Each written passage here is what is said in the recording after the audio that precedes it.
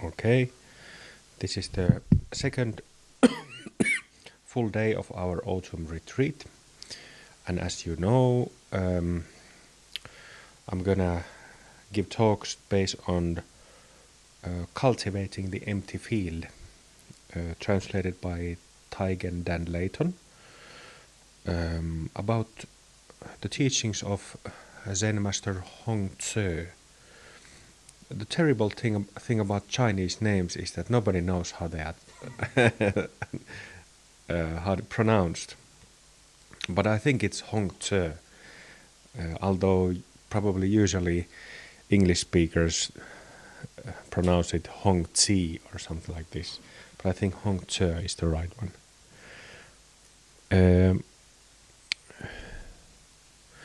Yeah, I usually don't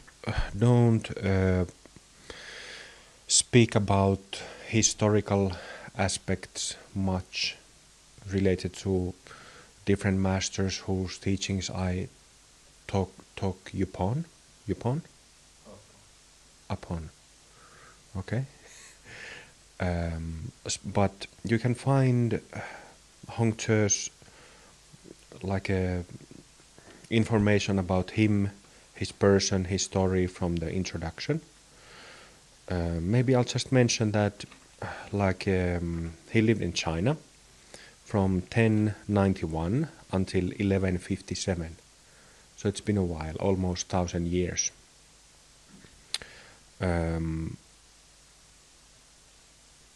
Hongzhi's practice instructions are the graceful and subtle expression of the practical fruition of this tradition. His work was later elaborated and developed in Japan by Zen master Dogen and the Soto tradition of Zen Buddhism that derived from him, from Dogen. A notable figure.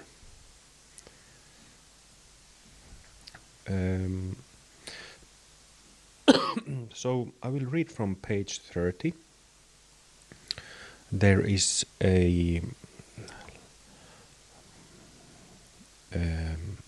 piece entitled The Bright Boundless Field, page 30. It's in the chapter of practice instructions. The Bright Boundless Field.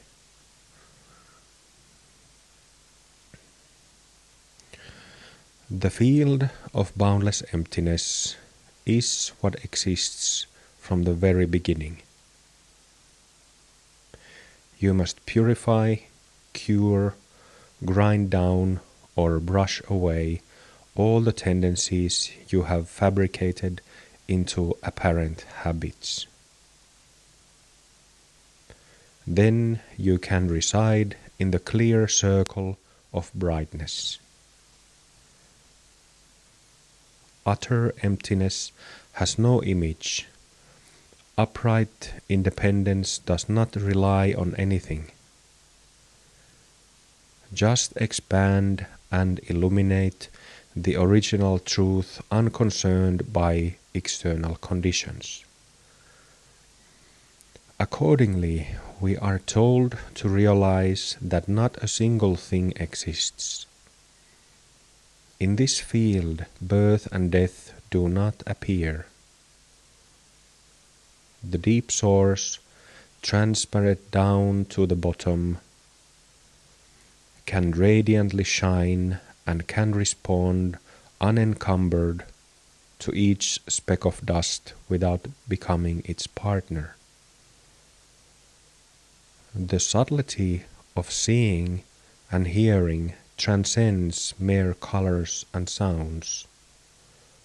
The whole affair functions without leaving traces and mirrors without obscurations. Very naturally, mind and dharmas, meaning phenomena, emerge and harmonize. An ancient said that non-mind enacts and fulfills the way of non-mind.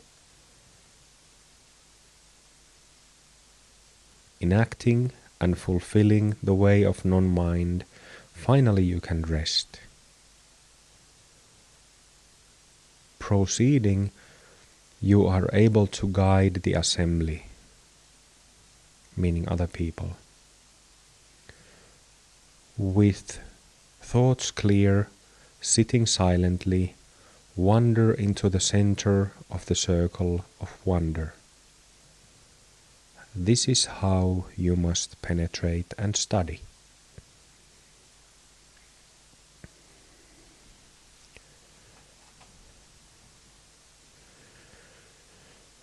Let those words sink in for a moment.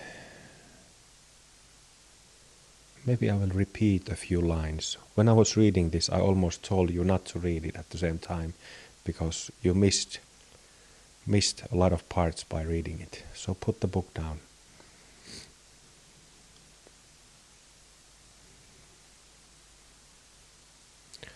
The field of boundless emptiness is what exists from the very beginning.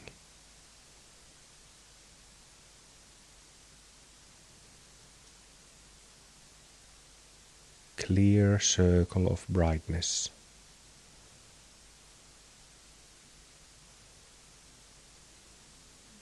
Utter emptiness without image. Listen with your whole being.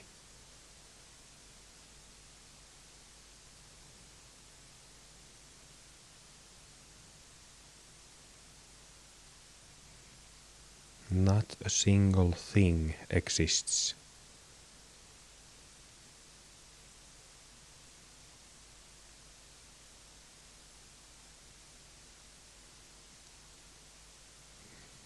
In this field, birth and death do not appear.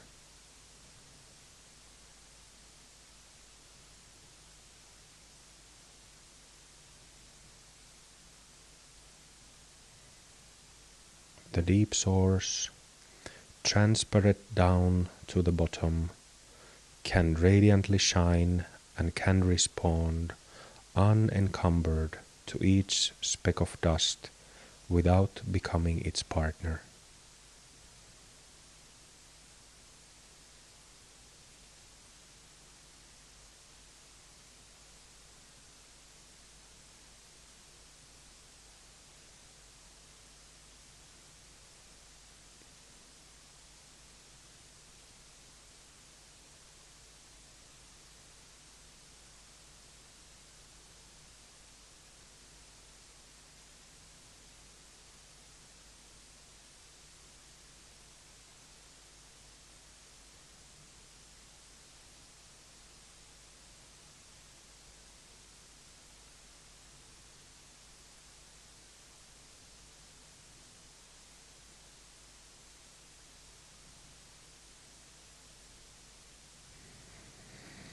Clear circle of brightness. What is the meaning of that?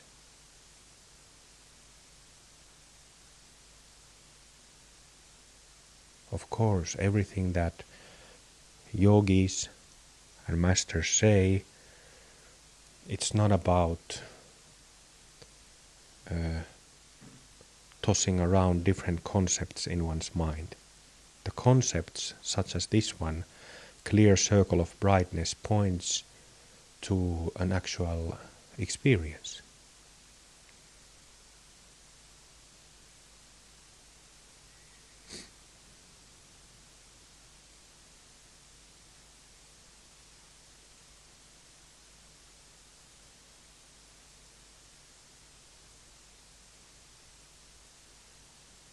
This experience.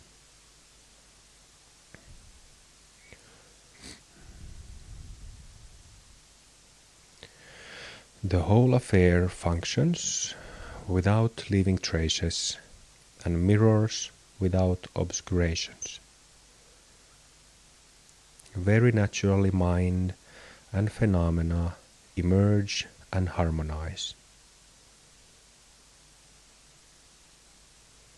With thoughts clear, sitting silently, wander into the center of the circle of wonder.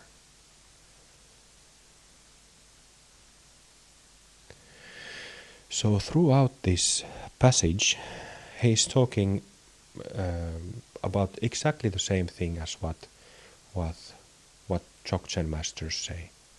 Precisely the same thing.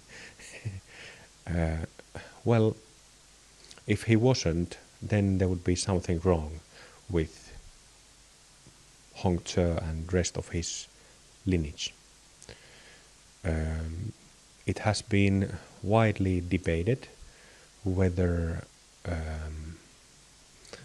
Ati Yoga or natural state of the Tibetans and silent illumination of the Chinese Chan, masters such as Hongzhi, and just sitting meditation of Japanese Zen masters is the same, whether they are speaking of the same thing or not. But that's just the silliest debate ever. Of course, technically, methodologically, ways differ, methods differ. Not everyone is teaching the same practices, the same techniques. But if we are talking about the practice that Hongzhi describes here, or what any Dzogchen master describes, we are talking about simply recognition of the natural state. Or if we are talking about sitting meditation practice, I think a very good verbal rendition of that practice would be Buddha nature sitting, which means in English awakened nature sitting.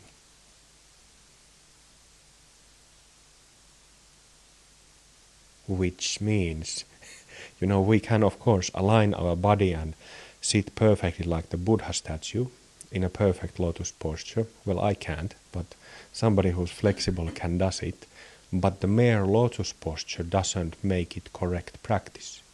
And this is a serious pitfall that Dzogchen masters throughout centuries have warned, and what I keep bringing up in my talks. But to be exact, this Buddha nature sitting is sitting of the mind.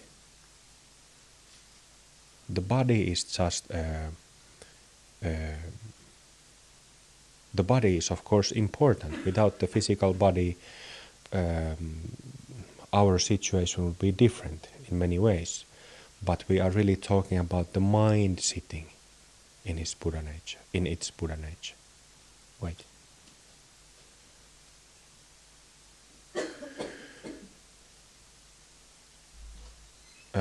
On the summer retreat 2 months ago, I gave talks on Padmasambhava's advice on the lotus-born, and there was a sentence that said that while your body remains human, your mind arrives at the stage of Buddhahood. So, to be exact, the practice is about mind, of course. But body is a very, very useful tool in that.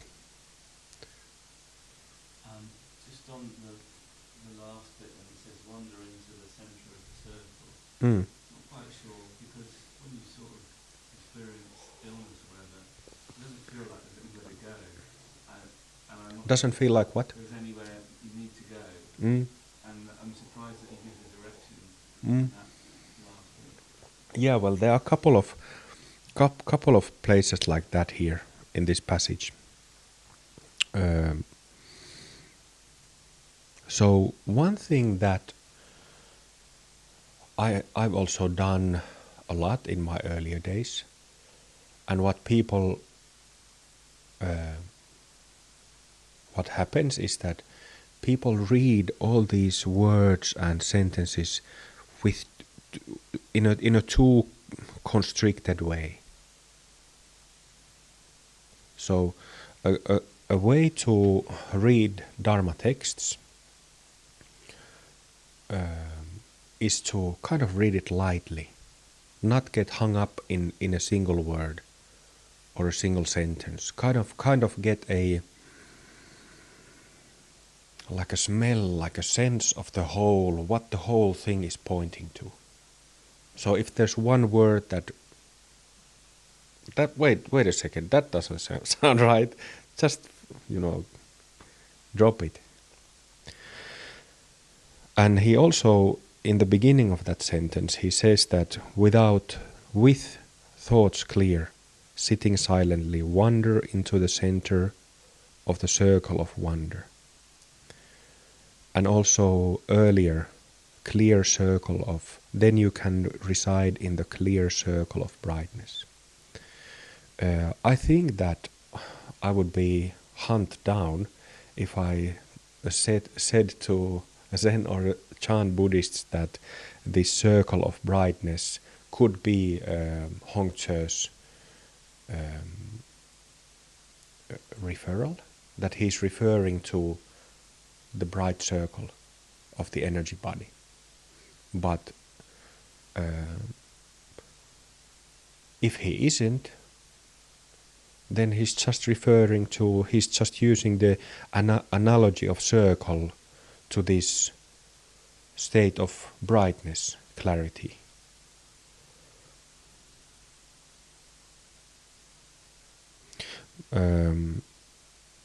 Maybe in the sentence that I read, with thoughts clear, sitting silently, wander into the center of the circle of wonder, with thoughts clear, that might mean that being conceptually clear about it, knowing what you do, that could be meaning of that. And I think that actually instead of with thoughts clear, if we are sitting in the natural state, just like actually Carl was saying on the breakfast table today, if you're sitting in the natural state and you, let's say you're mature in the recognition of it, it doesn't matter at all whether you have thoughts or not. Just like clouds pass in the sky, thoughts can come and go as freely. The sky doesn't mind. So when there is maturity in that recognition, the recognition is solid enough, thoughts don't matter.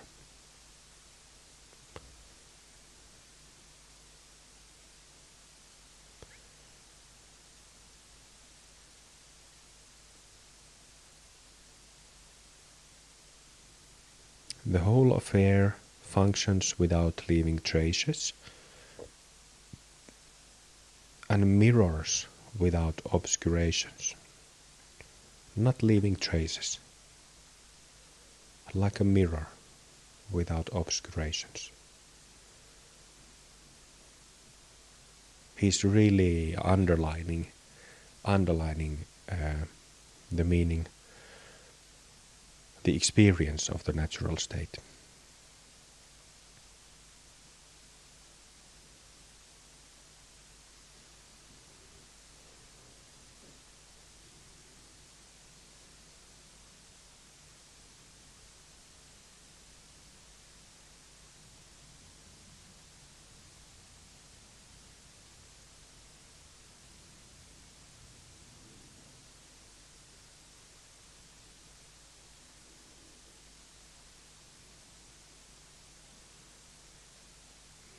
Something that I find interesting about, on Friday evening when we started, I was mentioning that on recent retreats I've used different short verbal descriptions of our main practice. Like last retreat it was the same sitting practice that we do, natural meditation, non-meditation. I used the description embodied sky or sky embodied. And so on. I've used different ones. And here, on this retreat, I named it Silent Illumination, Pristine Purity. But this silent illumination is kind of a nice, has a nice nuance to it.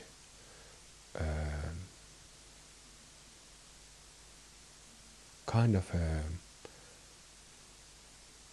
to me at least, it kind of gives a sense of this like a silence as in nature, this very natural, lively feel, silent illumination.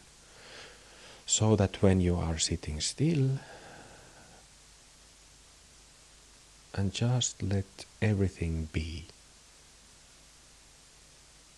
not fixing here or seeking something like this. Just let everything be.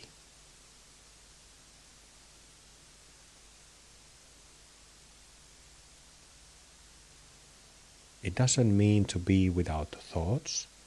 You can still have plenty of thoughts. But when you let everything be, this kind of a seeping in of this light or illumination or grace even happens. Grace, I don't remember if I've ever heard any Buddhist teacher use the word grace, but it feels graceful, this silent illumination, this illumination of the natural state. It's kind of a having like a gentle light, sort of like actually what we have here. We have white paper wrapped around light bulbs, so it makes the light softer instead of it being hard light. So in a similar way, very natural, graceful way of describing this practice, silent illumination.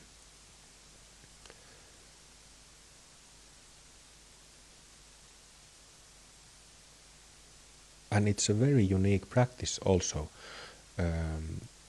As funny as it sounds, we are talking about Buddhism has 2,500 years of history.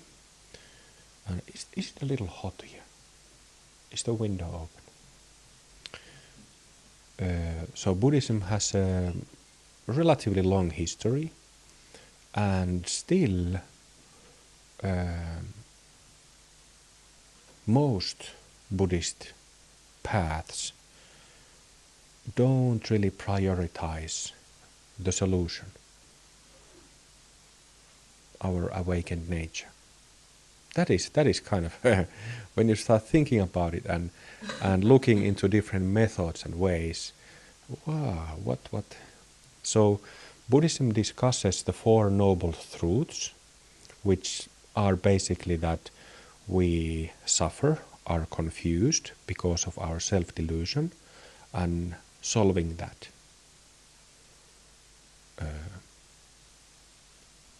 Illuminating that, neutralizing that, deconstructing the self so that our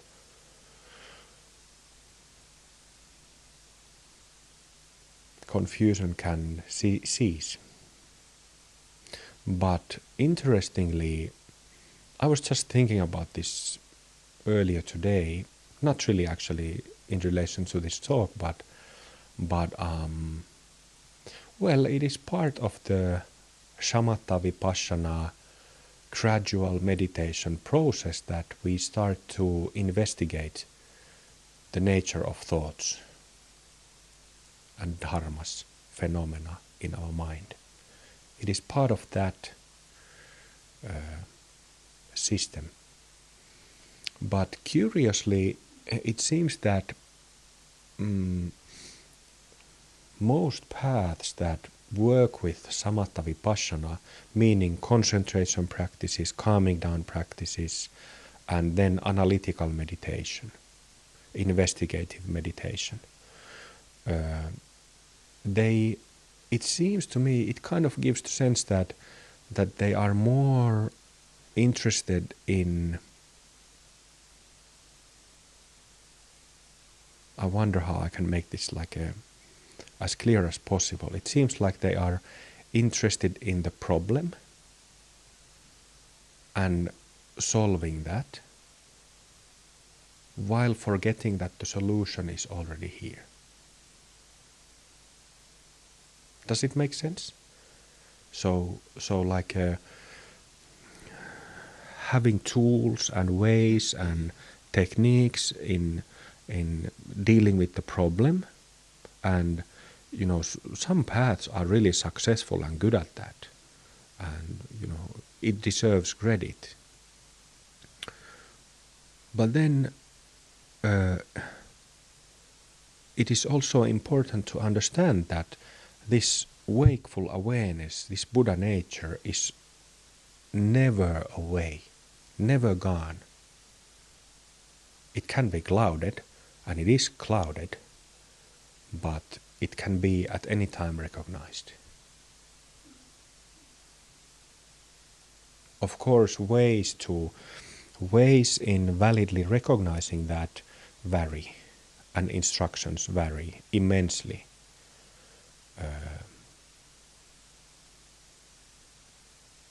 I think Hongzhi's description of the solution, the bright boundless field, which describes the experience of in a dualistic language, being in one's own Buddha nature, beings in one's own wakeful nature.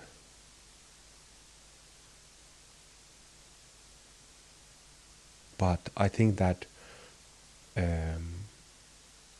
if our only way of study would be to sit on our own and read from a book, I don't think we would do very well. So personally, from my own history, I can say that teachers are immensely valuable, or people who are more experienced than oneself. Their support and instructions, guidance, is immensely valuable, but even more so, a guidance given by a fully realized master.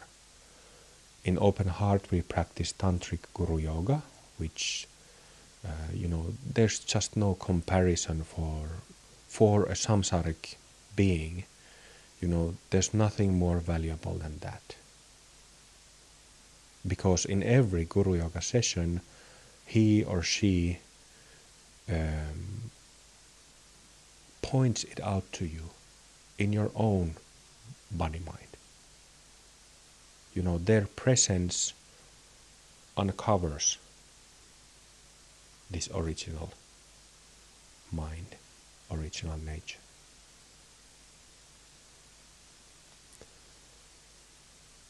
And through that exercise, our own Buddha nature becomes more and more apparent.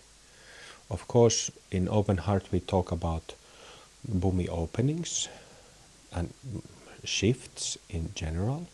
So that happens, that immensely helps. But be it any Tantric Guru Yoga, being in the presence of a realized master is, cannot be compared to other practices. Having said that, just before this talk, we practiced dynamic concentration with the 3 jewels. And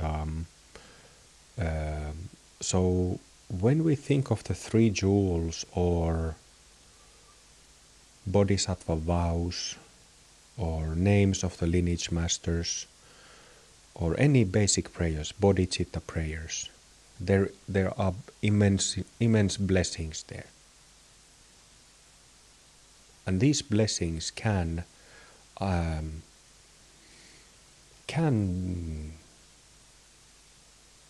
I think they can be as effective as Tantric Guru Yoga. I don't know, because my path is Tantric, so I didn't walk the path that actually, you just rely on the blessings arising from prayers, non-tantric practices. But these blessings are there, for sure. every time when bodhisattva vows, bodhicitta prayers, compassionate prayers, all these basic refuge, basic practices are done by any Buddhists, there are the blessings in the air. However, often, even in Tantric Buddhism, these blessings go unnoticed, and that is, of course, unfortunate. But that is another topic.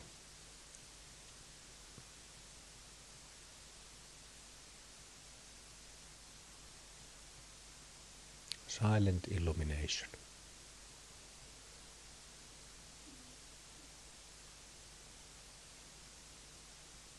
Simply resting in the recognition of our true being.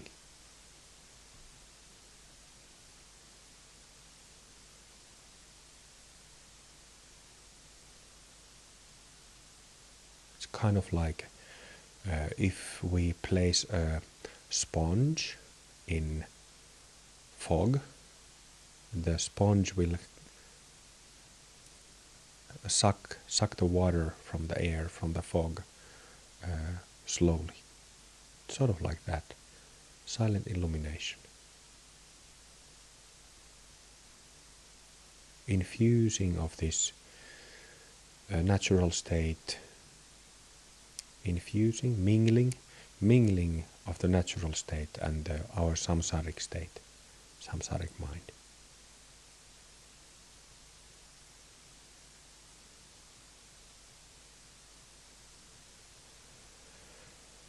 I think that is enough for the talk. I can see Jonathan and Matthew nodding over. And anyway, I've been trying to, when I give talks, I've meant to keep them shorter than I have, but I think I will stop now at around 30 minutes and let's continue sitting for another 15.